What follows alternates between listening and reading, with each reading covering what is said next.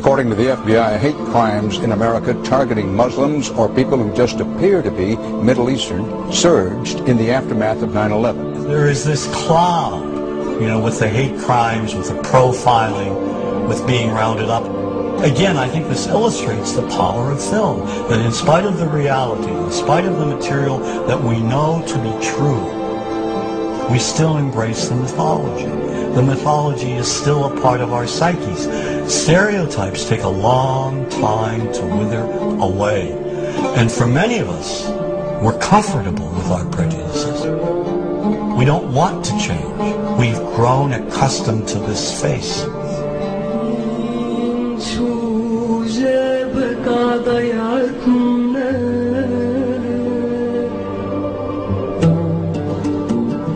When we think of Arabs, what do we see? What images come to mind? Do we see actual people? People who, despite real cultural or geographical differences, do pretty much the same things that we do. When we think of Arab women, what images come to mind? Do we see women who laugh and play and who adore their children?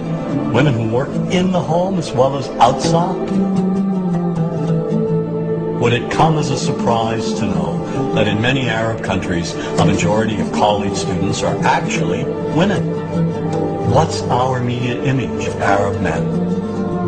Do we see loving fathers? Men who want to provide for their families? What about Arab teenagers? Do we see them the way you would think about teenagers in other parts of the world? Then there's religion in the Arab world. Do we see it as all-encompassing, dominating everything else?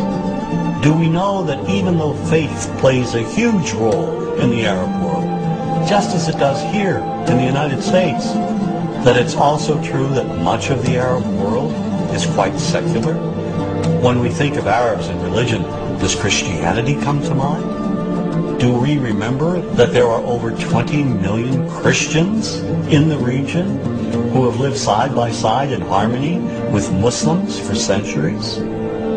To their credit, some filmmakers have shown Arabs and American Arabs in all their complexities.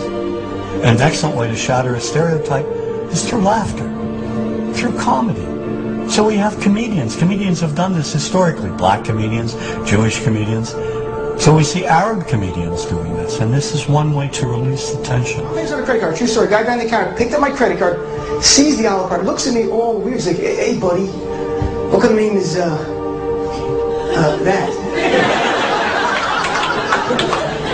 I'm like, well sir, it's an Arabic name. He goes, what does this mean? So I'm like, well, translate it to English? It means peaceful, friendly Arab? But he's not happy because, what Arab country is your family from? Turns out the most peaceful, popular one that he would like. So I'm like, we're from the same Arab country that Aladdin is from. To his credit, Michael Moore in Fahrenheit 9/11 in the DVD includes a scene with this comedy coming out. My name really is Ahmed, and I can't fly anywhere. All you white people have it easy. You guys get to the airport like an hour, 2 hours before your flight. It takes me a month and a half.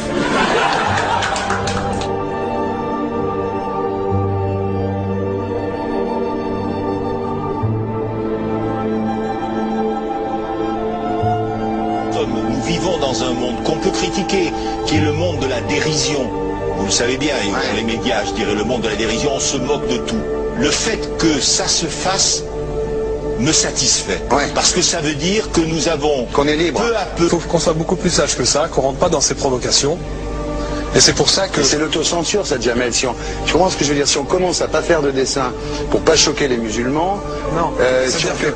Pour moi, c'est de l'autocensure. C'est la fin de la liberté d'expression. Pour moi, la liberté d'expression, la liberté d'expression et le respect font partie, sont mariés ensemble. Moi, je suis pour la liberté d'expression. Mais si je vais blesser une personne, pourquoi blesser la personne? Non, mais si moi j'ai envie de faire une caricature sur Mahomet ou sur un rabbin ou sur Jésus-Christ, il faut que j'ai le droit de le faire. Tu comprends? C'est ça la France. Quand tu sais que tu vas blesser 10 millions de personnes, pourquoi tu vas les blesser? Pourquoi? C'est la liberté, c'est ça. C'est la liberté de...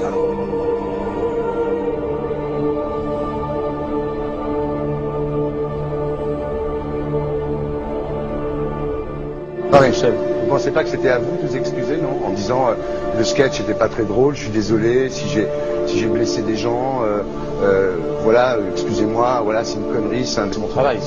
Mais vous referiez pas le même sketch quand même? Mais le spectacle que je fais reprend en grande partie les lignes de ce sketch.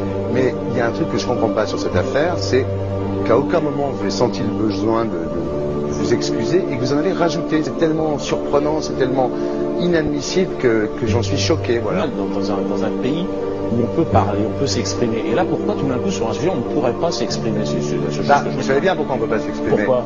Parce que dans ce pays, on a envoyé pendant la guerre des juifs dans des chambres à gaz et que ça crée un petit problème quand même. Vous voyez ce que je veux dire? Dans ce pays, on a envoyé pendant 400 ans des centaines de millions de Noirs. Il y a eu 400 ans d'esclavage et pourtant ça n'a pas empêché Michel Leb de faire un sketch qui m'a fait marrer. Où il faisait un noir et à la fin il faisait un singe et en parlant des narines, en parlant des lunettes. En tout cas, lui, il n'a pas été interdit d'exercer son travail. Il a même eu la Légion d'honneur. Quelqu'un qui a toute sa famille qui a été exterminé dans un camp de concentration et qui voit quelqu'un à la télé qui dit Israël, vous vous rendez compte? Je ne sais pas. Non, il y a des moments où même si on connaît les gens, même si on les a invités, on leur... Et c'est pour ça que... C'est l'autocensure, ça, Jamel. Si je comprends ce que je veux dire. Si on commence à pas faire de dessin pour pas choquer les musulmans... Non, c'est de l'autocensure. C'est la liberté d'expression. Pour moi, la liberté. Et là, pourquoi tout d'un coup sur un sujet on ne pourrait pas s'exprimer vous savez bien pourquoi on ne peut pas s'exprimer. Pourquoi? Parce que dans ce pays, on a envoyé pendant la guerre des juifs dans des chambres à gaz et que... Deux poids, deux mesures. La liberté pour tout le monde. C'est-à-dire? La liberté pour tout le monde. Il y a une personne comme Dieudonné qui a fait un rabbin, enfin qui a fait un colon juif, etc. Tous ces DVD ne sont plus dans les pactes. On l'empêche médiatiquement, on ne le voit plus. Alors que lui, c'est un comique. Plusieurs lois qui ont été faites contre l'antisémitisme. Et moi, je fais un appel aujourd'hui de faire une loi contre l'islamophobie.